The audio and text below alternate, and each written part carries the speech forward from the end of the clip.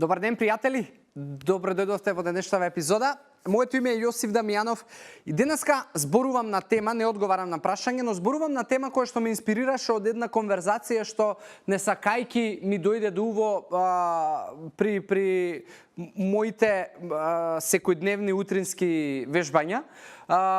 За луѓе кои што разговараат за детокс диети, за детоксицирање на тело, за продукти кои што најмногу помагаат за детоксикација и решив да зборувам, иако мислам дека имам одговарано на некое слично прашање поврзано со детокс во некој од претходните епизоди, но како и да е, сакам повторно да кажам некои поенти и да расчистам некои работи за заблудите кои што не се само кај тие луѓе кои што јас ете не сакајки дослушнав, но многу од луѓето ја имаат таа заблуда со детокс и многу од луѓето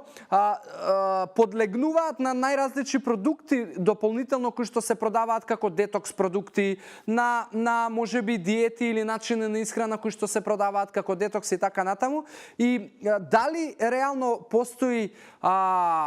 диета која што ќе го детоксицира телото. Прва работа која што сакам да ја расчистиме тука е дека на нашето тело не му треба детокс, туку на нашето тело му треба да нема токс или да нема премногу храна која што ќе го токсицира. Зошто? Затоа што прва работа за да се детоксицира телото од нормалните метаболички процеси по претпоставка дека нема да го труеме толку многу со процесирана храна, со шекери, со масти, со пушење и така натаму. Нашето тело самото по себе може да се детоксицира и затоа се создадени црниот дроб, тука помагаат бубрезите, тука и самиот дигестивен систем и тракт има начин како тоа да го прави и доколку ние би зачувале еден начин на исхрана кој што подразбира избалансиран нутритивно енергетски внеси, доволно вода и така натаму, не би требало никогаш да имаме проблем со детоксикација, затоа што нема никако да настане токсикацијава. Сега, детокс најчесто луѓето го купуваат како термин и најчесто го купуваат како продукт, доколку самите се свесни дека тоа што они го прават во своето секојдневие воопшто не е добро и за да на најдобар начин си ја исчистат својата грижа на совест е така што ќе купат некаков детокс продукт и ќе си помогнат дека да, ама ја еве имам продукти и правам некои работи кои што му помагаат на моето тело да се детоксицира. Но ја ви гарантирам дека ниту еден продукт може да помогне во